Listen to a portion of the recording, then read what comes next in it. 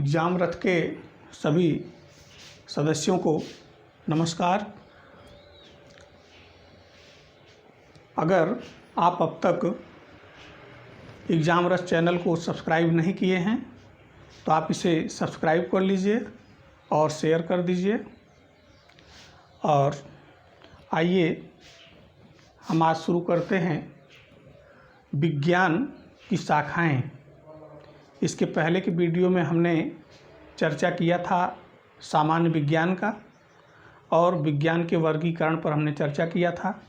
वर्गीकरण में आपने देखा था कि प्राकृतिक विज्ञान में विज्ञान की 4 मुख्य शाखाएं निकल कर के आई थी: भौतिक विज्ञान, रसायन विज्ञान, जंतु विज्ञान और वनस्पति विज्ञान। तो उसमें हमने आगे कहा था कि इसकी बहुत सारी शाखाएं हैं। तो बहुत सारी शाखाएं जो हैं सबकी अलग अलग, उनमें से जो कुछ महत्वपूर्ण शाखाएं हैं जिन्हें आपको जानना चाहिए, कंपटीशन में भी उनसे पूछा जाता प्रश्न, तो उन सारी शाखाओं को आज यहाँ आपको क्रम से और सरल तरीके से समझाने का प्रयास किया जाएगा। इसमें हमने एक क्रम बनाया है जिससे आपको समझने में, याद करने में आसानी हो जाएगी। वैसे तो किताबों में सारी शाखाओं का दिया हुआ है, लेकिन वो रटने में थोड़ा मुश्किल है। अब यहाँ पे हम जैसे जो क्रम बनाए हैं, इसको भी हम आपको बताते हैं कि हमने इनको एक दूसरे को रिलेट कर दिया है, एक जगह एक प्रकार की शाखाएं। तो आइए हम शुरू करते हैं, एक एक शाखा के बारे में पढ़ते हुए चलते हैं। सबसे पहले हम शुरू करते हैं जीव विज्ञान की शाखाएं। जीव विज्ञान के अंतर्गत आपका जंतु विज्ञान और वनस्पति विज्ञान दोनों आ जाता है।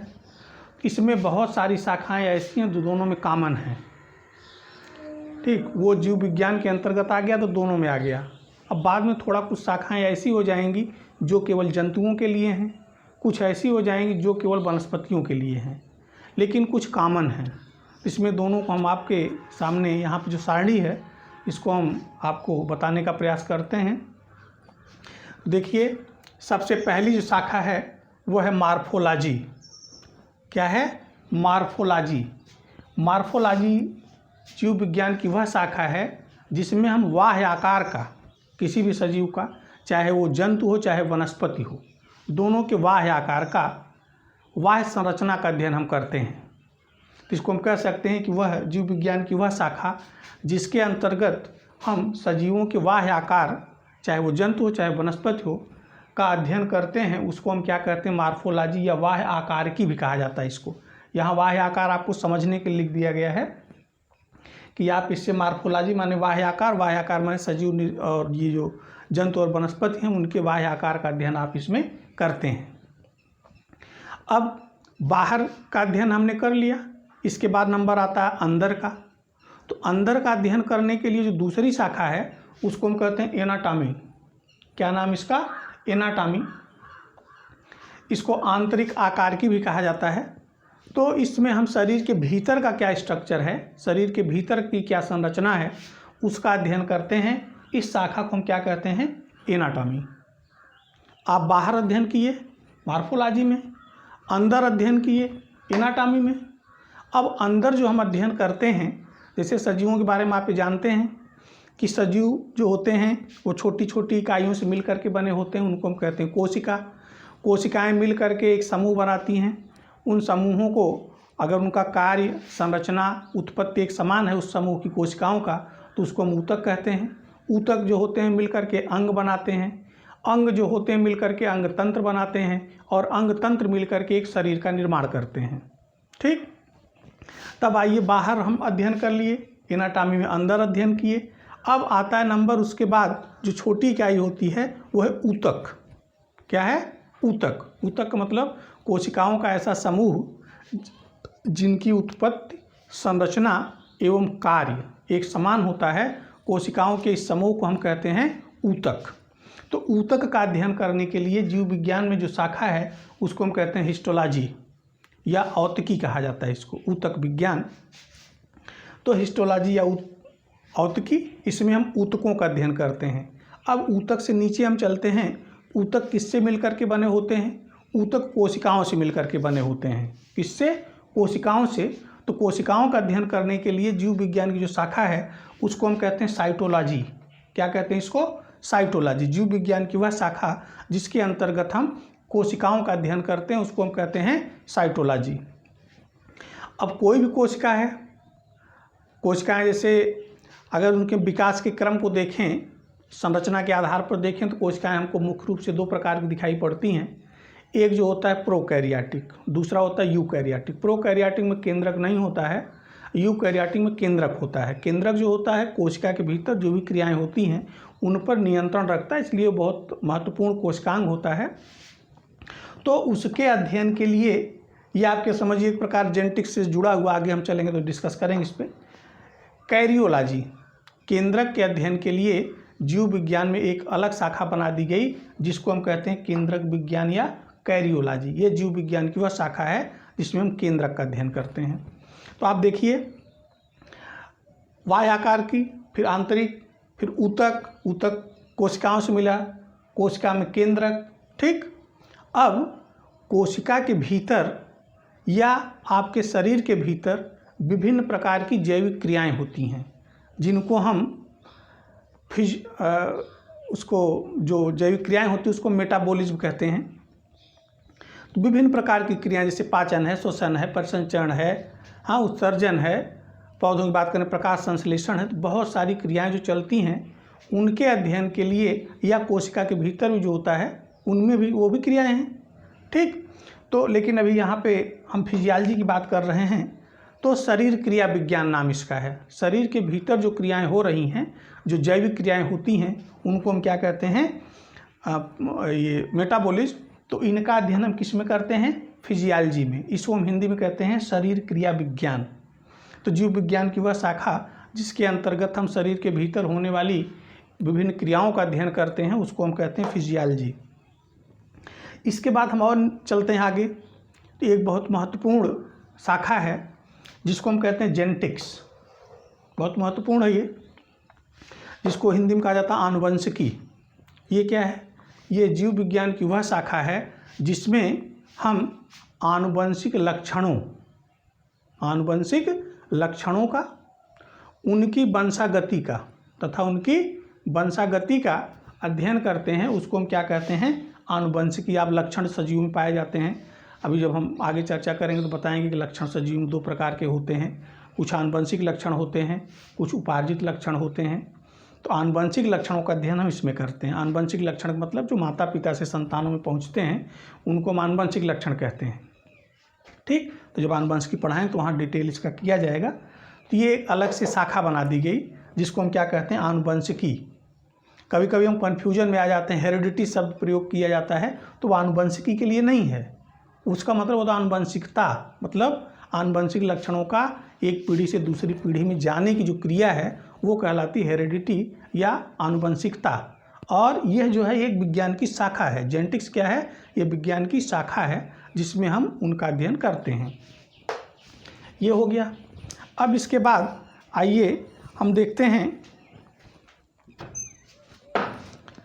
कि जीव विज्ञान बायो शब्द है इसके लिए, इसमें कुछ चीज़ें जुड़ जाती हैं, दूसरे विषय। जीव विज्ञान का अध्ययन हम दूसरे विषयों के साथ जोड़ करके करते हैं।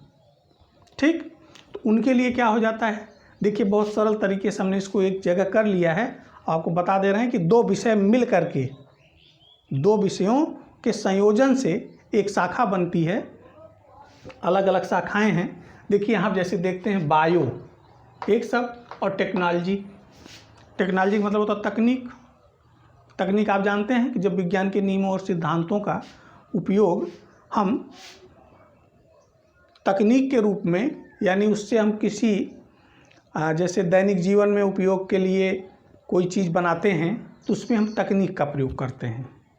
ठीक, तो उसी को हम तकनीक कहते हैं। विज्ञान के नियमों सिद्धांतों के आधार पर उसमें हम उद्योगों में अगर उसका नियम सिद्धांत का प्रयोग करें या कोई व्यवहारिक चीज़ बनाने के लिए हम उसका प्रयोग करें तो तकनीक के अंतर्गत आता है।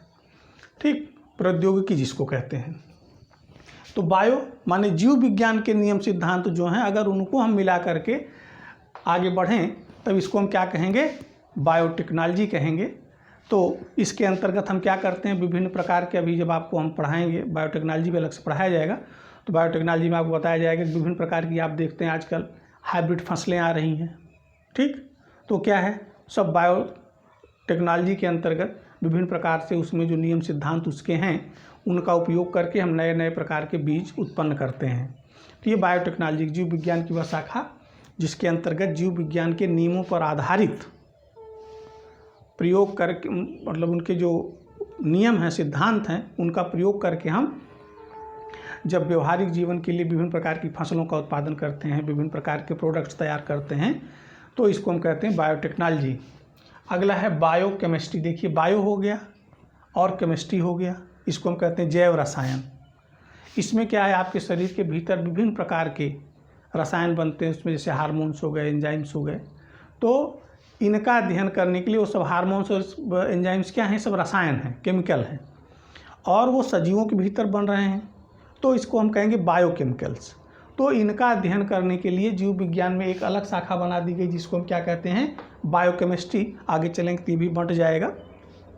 जैसे हार्मोन्स और एंजाइम की बात हम किए, तो हार्मोन्स के लिए क्या हो जाएगा, एंडोक्राइनोलॉजी में आप उसको पढ़ेंगे। एंजाइम है तो उसके लिए अलग शाखा बन गई जिसको हम एंजाइमोलॉजी कहते हैं, ठीक है। तो जब हम रसायन विज्ञान के जो रासायनिक पदार्थ हमारे शरीर में बनते हैं उनका अध्ययन हम करते हैं, तो जीव विज्ञान की जो जिस शाखा में करते हैं उसी को हम क्या कहते हैं, ये बायोकेमिस्ट्री कहते हैं। अगला है बायोफिजिक्स। विज्ञान के बहुत सारे नियमों का जो उपयोग जीव विज्ञान के अध्ययन के लिए करते हैं, इसको हम क्या कहते हैं, जीव विज्ञान जो नियम और सिद्धांत हैं जीव विज्ञान से कहाँ जुड़े हैं उनको जो हम मिला के पढ़ते हैं, तब उसको हम क्या कहते हैं, बायोफिजिक्स, ठीक है। जैसे तमाम देखते हैं आप मेडिकल साइंस को ले लीजिए, बहुत सारे उपकरण बनते हैं ना, इन उपकरणों को बनाने में फिजिक्स के नियमों सिद्धांतों का उपयोग होता है, लेकिन वो मशीन बन के तैयार होती है तो किसके लिए, सजीवों के लिए, हमारे आपके लिए होता है। तो देखिए इसमें जीव विज्ञान जुड़ गया और फिजिक्स के नियम भी जुड़ गए, तो इसको हम क्या कहेंगे, बायोफिजिक्स कहेंगे। बायोस्टैटिक्स, स्टैटिक्स मतलब होता है सांख्यिकी, मतलब गणित है, ठीक। तो सांख्यिकी आंकड़ों के आधार पर जब हम कोई जीव विज्ञान से संबंधित किसी आंकड़े का हम उसकी गणना करते हैं, उसका विश्लेषण करते हैं, तब ये जो विज्ञान बन के तैयार होता है उसको हम कहते हैं बायोस्टैटिक्स, ठीक। मतलब सांख्यिकी और गणितीय आधार पर जीव विज्ञान का जो अध्ययन किया जाता है, जो उसका विश्लेषण किया जाता है, अभी जैसे बहुत सारा होता है, जैसे वितरण की बात हम करेंगे ना, तो उसमें हम सांख्यिकी का प्रयोग करेंगे। तो जीव विज्ञान बहुत सारे स्थानों पर सांख्यिकी का प्रयोग किया जाता है, तो उसको हम क्या कहेंगे, बायोस्टैटिक्स। अब है अगला बायो एनर्जेटिक्स। ये बायो शब्द है, एनर्जी से बना एनर्जेटिक्स। तो इसमें क्या होता है कि सजीवों में जो होता है, एनर्जी शब्द मतलब ऊर्जा, तो सजीवों के भीतर भी ऊर्जा का प्रवाह होता है ना। जैसे सौर ऊर्जा है, तो सौर ऊर्जा को पौधे क्या करते हैं, प्रकाश संश्लेषण क्रिया में एकत्रित करते हैं, उसको रासायनिक ऊर्जा में बदल देते हैं, भोज्य पदार्थ के रूप में बदल देते हैं। तो उसको शाकाहारी खाता है, फिर मांसाहारी खाता है। तो एक पोषी स्तर से, इसको हम एक पोषी स्तर कहेंगे, ट्रॉफिक लेवल कहेंगे इसको, एक चरण से दूसरे चरण पर ऊर्जा जो पहुंचती है, ठीक। तो ये ऊर्जा का प्रवाह है, एक पोषी स्तर से पौधों में ऊर्जा आई, तो पौधों से किस में आई, शाकाहारी में आई, शाकाहारी जो मांसाहारी ने खाया तो उसमें पहुंची। तो देखिए ऊर्जा का स्थानांतरण हो रहा है एक से दूसरे में, तो इसका मतलब ऊर्जा का प्रवाह हो रहा है। तो इसमें हम ऊर्जा के प्रवाह का अध्ययन करते हैं। ये भी आपको जो हम पारिस्थितिकी पढ़ाएंगे तो वहाँ पर ये बताया जाएगा, खाद्य श्रृंखला क्या है, खाद्य जाल क्या है, पिरामिड्स क्या हैं, सारी चीज़ें वहाँ पर क्लियर हो जाएंगी। ये एक ब्रांच है। इसके बाद आता है बायोजियोग्राफी। जियोग्राफी ये भूगोल से मिल कर के बन गया, ठीक है। एक तरह से इसमें वितरण है। जैसे जानते हैं कि कुछ जीव आपके यहाँ, जैसे कुछ पौधों की बात करें, अभी हम कहें कि जैसे मान लीजिए सेब, तो कहते हैं कि कश्मीर से आता है, पहाड़ी क्षेत्रों से आता है, हमारे यहाँ नहीं होता है ना। आपके यहाँ कुछ ऐसे पौधे होते हैं जो वहाँ नहीं होते हैं। तो ये पौधों का या सजीवों का, जंतुओं की बात कर लें, जैसे कंगारू की बात करें तो आपके यहाँ नहीं होता है, ठीक। तो ये जो जीव हैं उनके वितरण का अध्ययन हम इसमें करते हैं कि किन क्षेत्रों में पाए जाते हैं, तो उनके वितरण से संबंधित जो अध्ययन किया जाता है वो किस में किया जाता है, बायोजियोग्राफी में किया जाता है। इसके बाद आते हैं इधर हम, देखिए इधर भी एक दूसरे से जोड़ करके प्रयास किया गया है। ये इसमें थोड़ा सा मानव संबंधित कुछ चीज़ें हैं। देखिए जैसे यहाँ पे है कार्डियोलॉजी। क्या है? कार्डियोलॉजी का मतलब होता है कि जीव विज्ञान की वह शाखा जिसमें हम हृदय का अध्ययन करते हैं। आप लोग बात कहते हैं ना कि वो फला कार्डियोलॉजिस्ट हैं, किसी के जैसे हार्ट अटैक आया, हार्ट में कोई प्रॉब्लम होती है तो कहते हैं किसी कार्डियोलॉजिस्ट को दिखाइए। तो कार्डियोलॉजिस्ट मतलब जो कार्डियोलॉजी जानता हो, कार्डियोलॉजी का जो डॉक्टर होगा या जो इसका अध्ययन किया होगा। तो कार्डियोलॉजी मतलब जीव विज्ञान की वह शाखा जिसमें हम किसका अध्ययन करते हैं? हृदय का अध्ययन करते हैं। हृदय में होता क्या है? आपके शरीर में जानते हैं कि रक्त को पंप करता है ये, ठीक?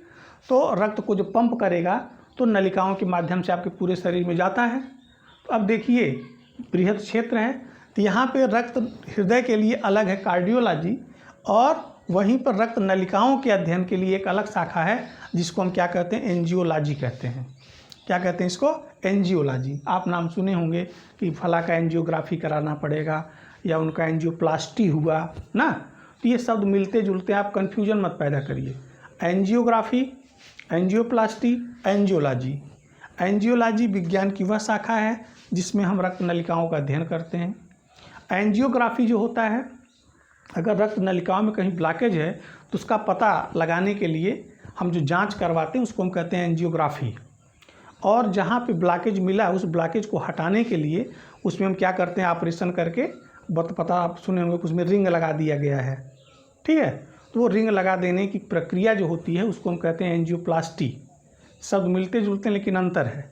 एंजियोलॉजी यह विज्ञान या जीव विज्ञान की शाखा है जिसमें हम रक्त नलिकाओं का अध्ययन करते हैं। एंजियोग्राफी जिसमें हम रक्त नलिकाओं में जो ब्लॉकेज है उसका पता लगाने के लिए जो जांच करते हैं। और एंजियोप्लास्टी उस ब्लॉकेज को हटाने के लिए जो ऑपरेशन करके उसमें रिंग वगैरह लगाया जाता है उसको हम क्या कहते हैं? एंजियोप्लास्टी कहते हैं। अब ये देखिए हृदय रक्त को पंप करता है, रक्त नलिकाओं में जाता है, तो रक्त का अध्ययन भी जरूरी है। तो रक्त का अध्ययन करने के लिए जीव विज्ञान में एक अलग शाखा है जिसको हम क्या कहते हैं? हीमेटोलॉजी। जीव विज्ञान की वह शाखा जिसके अंतर्गत हम रक्त का अध्ययन करते हैं इसको हम क्या कहते हैं? हीमेटोलॉजी कहते हैं। इसके बाद आइए सेरोलॉजी। रक्त के बारे में आप पढ़े होंगे, नहीं पढ़े हो तो पढ़ाया जाएगा, पढ़े होंगे। रक्त को जैसे आपको चोट लगती है तो थोड़ी देर में आप देखते हैं रक्त का थक्का बन जाता है, एक लाल रंग की परत बन जाती है और उसके बाद एक हल्के पीले रंग का पदार्थ पानी जैसा उसके ऊपर आ जाता है, तो वो होता है सीरम, ठीक? तो उस सीरम में बहुत सारी चीज़ें रहती हैं, एंटीबॉडीज रहते हैं, WBC रहता है, ठीक है? तो उस सीरम के अध्ययन के लिए एक अलग शाखा बनाई गई जिसको हम क्या कहते हैं? सेरोलॉजी कहते हैं। जीव विज्ञान की वह शाखा जिसमें हम रक्त सीरम का अध्ययन करते हैं। रक्त के लिए अलग है हीमेटोलॉजी, ठीक है? तो उसके सीरम के अध्ययन के लिए अलग शाखा है जिसको हम क्या कहते हैं? सेरोलॉजी कहते हैं। अब यहाँ थोड़ा कुछ इंटरेस्टिंग ब्रांचेज हैं, जानिए आप। जैसे एनिमल बिहेवियर, जंतु का व्यवहार क्या होता है, ठीक? अब इसमें सिर्फ ह्यूमन की बात नहीं है, बहुत सारे जंतुओं के व्यवहार के बारे में अभी आप जब स्पेशल जीव विज्ञान ही पढ़ेंगे, ऊंची कक्षाओं में जाएंगे तो आपको एक सेक्शन चलता है एनिमल बिहेवियर, ठीक है? तो एनिमल बिहेवियर बहुत सारे जंतुओं का पढ़ना होगा, तो उसके लिए एक अलग से शाखा बना दी गई जिसको कहा जाता है इथोलॉजी। जीव विज्ञान की वह शाखा जिसके अंतर्गत हम जंतुओं के व्यवहार का अध्ययन करते हैं, ठीक है? तो इसके लिए जो शाखा बनाई गई इसको क्या कहते हैं? इथोलॉजी। इसके बाद आता है आयु संबंधी गणना करना, जेरेंटोलॉजी, ठीक है? जैसे जीर्णावस्था की तरफ आदमी बढ़ रहा है या कोई जीव बढ़ रहा है तो उसकी उम्र से संबंधित जो गणनाएं हैं उसका जो अध्ययन होता है, उम्र बढ़ने के साथ क्या परिवर्तन होता है या किन परिवर्तनों के आधार पर हम उम्र का एक अंदाज़ा लगाते हैं, इन सारी चीज़ों का अध्ययन करने के लिए जीव विज्ञान की अलग शाखा है जिसको हम क्या कहते हैं? जेरेंटोलॉजी कहते हैं। इसके बाद है कैलोलॉजी ना, ये भी बड़ा इंटरेस्टिंग है, मानव सुंदरता से संबंधित है। मानव की सुंदरता से संबंधित जो अध्ययन होते हैं इसके लिए अलग शाखा है जिसको हम क्या कहते हैं? कैलोलॉजी, मानव सुंदरता का कहते हैं। इसके बाद आता है एंथ्रोपोलॉजी। एंथ्रोपोलॉजी तो एक सब्जेक्ट के रूप में आप चलता है, पढ़ते भी हैं बड़ी कक्षाओं में। तो एंथ्रोपोलॉजी के अंतर्गत हम क्या करते हैं कि मानव के विकास का अध्ययन करते हैं। ऐसा तो है नहीं जैसे आज मानव देख रहे हैं इसी तरह से मानव है ना। अभी जब हम मानव का विकास पढ़ेंगे तो उसमें देखेंगे बहुत सारे मानव, जैसे आप मोटा मोटा समझिए आदि मानव से लेकर के चलिए, ठीक है, तो आज तक के मानव में बड़ा अंतर है। तो इसमें तमाम प्रकार के मानव आपको पढ़ाए जाएंगे, जैसे ऑस्ट्रेलोपिथेकस है, रामापिथेकस है, होमो इरेक्टस है, ठीक, तमाम है।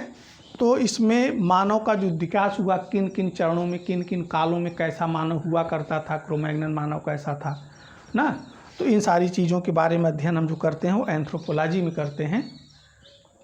इसके बाद अगला है ट्राइकोलॉजी, हेयर बाल के संबंध में जो अध्ययन किया जाता है, जीव विज्ञान की जो शाखा, उसको हम क्या कहते हैं, ट्राइकोलॉजी कहते हैं। तो ये जीव विज्ञान की कुछ शाखाएं हुई। अब इसके बाद हम कुछ और शाखाओं को लिख रहे हैं।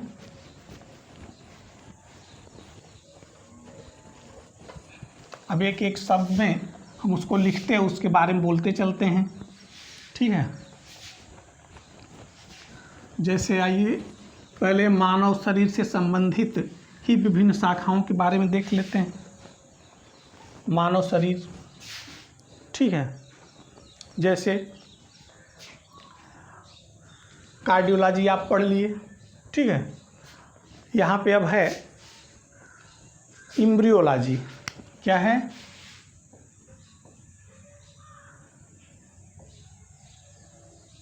एम्ब्रियोलॉजी। एम्ब्रियोलॉजी का मतलब होता है भ्रूण विज्ञान, ठीक है। जब माँ के पेट में बच्चे होते हैं तो उसको हम क्या कहते हैं, भ्रूण, क्या कहते हैं, भ्रूणावस्था। तो उस भ्रूण का अध्ययन करने के लिए जीव विज्ञान की जो शाखा है इसको हम क्या कहते हैं, एम्ब्रियोलॉजी कहते हैं, ठीक है। इसके बाद आप जैसे हड्डियां हैं, कंकाल तंत्र है, कंकाल तंत्र का अध्ययन करने के लिए क्या है, ऑस्टियोलॉजी। ऑस्टियोलॉजी इसको क्या कहेंगे, अस्थि विज्ञान। इसमें आपकी हड्डियों का अध्ययन किया जाता है। कॉन्ड्रोलॉजी,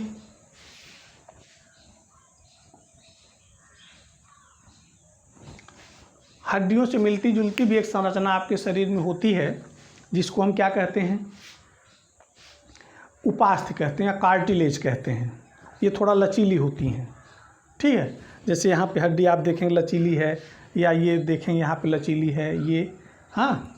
तो इनको, इनके अध्ययन के लिए क्या, इनके ऊपर कैल्शियम का जमाव थोड़ा कम रहता है इसलिए कठोर नहीं रहती है, इसके लिए अलग है कॉन्ड्रोलॉजी है, ठीक है।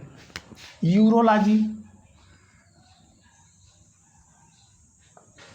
यूरोलॉजी माने यूरोजेनाइटल सिस्टम का आपके जो उत्सर्जी तंत्र है उससे संबंधित जो अध्ययन किया जाता है उसको हम क्या कहते हैं, जीव विज्ञान की वह शाखा जिसमें हम उत्सर्जी तंत्र का अध्ययन करते हैं उसको हम कहते हैं यूरोलॉजी, ठीक है।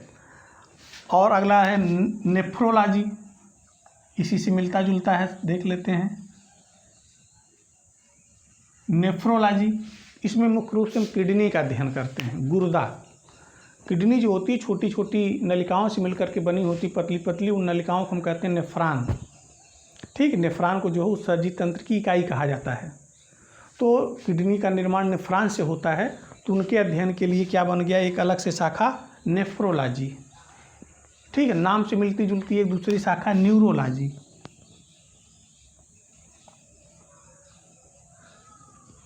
न्यूरोलॉजी ये आपका जो मस्तिष्क होता है या जो तंत्रिका तंत्र होता है, इसकी जो इकाई होती, जो कोशिकाएं होती, उनको हम कहते हैं न्यूरॉन, न्यूरॉन या तंत्रिका कोशिका। तो उनका अध्ययन करने के लिए एक अलग से शाखा बनाई गई जिनको हम क्या कहते हैं, न्यूरोलॉजी कहते हैं। माने तंत्रिका तंत्र से संबंधित, और बातचीत में करते हैं ना कि फला डॉक्टर बहुत अच्छे न्यूरोलॉजिस्ट हैं। न्यूरोलॉजिस्ट माने मस्तिष्क और तंत्रिका से संबंधित जो अध्ययन है उसको हम क्या कहते हैं, न्यूरोलॉजी कहते हैं, ठीक है। इसके बाद है जैसे डर्मेटोलॉजी,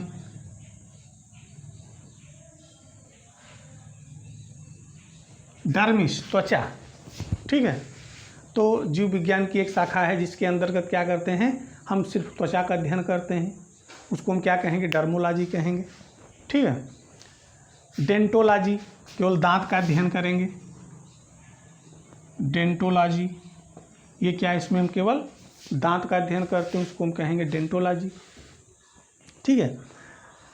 इसके बाद आते जैसे एंडोक्राइनोलॉजी,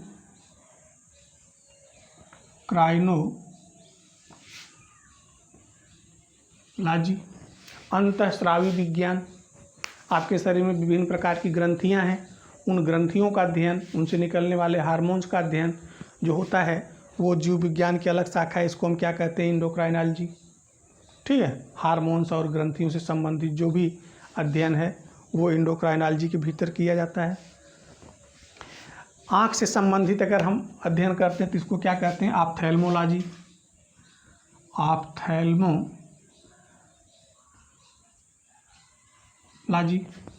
आँखों का अध्ययन उसमें किया जाता है, उसको हम क्या कहेंगे, ऑप्थेल्मोलॉजी। जीव विज्ञान की वह शाखा जिसमें हम क्या करते हैं, नेत्र का अध्ययन करते हैं, उसे हम क्या कहेंगे, ऑप्थेल्मोलॉजी कहेंगे। ठीक।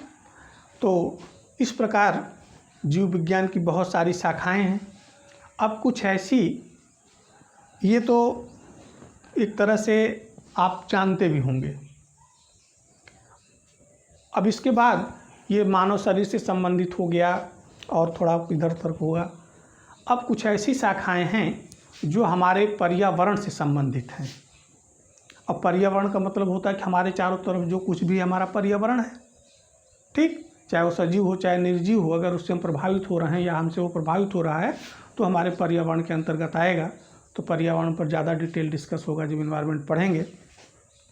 लेकिन अब छोटा सा एग्जाम्पल लीजिए, आपके चारों तरफ पक्षियाँ हैं, उनके अध्ययन के लिए सरीसृप है, मैमल्स हैं, ठीक है, ये जलवायु है।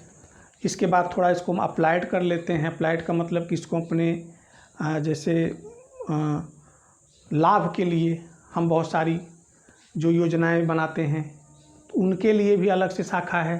जैसे मछलियों के लिए है, मछलियों के अध्ययन के लिए अलग शाखा है, मछलियों के पालन के लिए अलग शाखा है। तो मछलियों का अध्ययन हम इक्थियोलॉजी में करते हैं। ठीक, उनकी संरचना, उनके आवास या जो कुछ है उसके बारे में, शरीर के बारे में। लेकिन उसके पालन के बारे में अगर हमको अध्ययन करना है तो हम किस में करेंगे, उसके लिए अलग शाखा है, उसको हम कहते हैं फिशरी। इस प्रकार से कुछ और महत्वपूर्ण, जो अधिक महत्वपूर्ण शाखाएं हैं, उनको हम आपको नेक्स्ट वीडियो में इस तरह से श्रृंखला बना करके कम से कम और महत्वपूर्ण से महत्वपूर्ण शाखाओं को आप तक पहुंचाने का प्रयास करेंगे। धन्यवाद।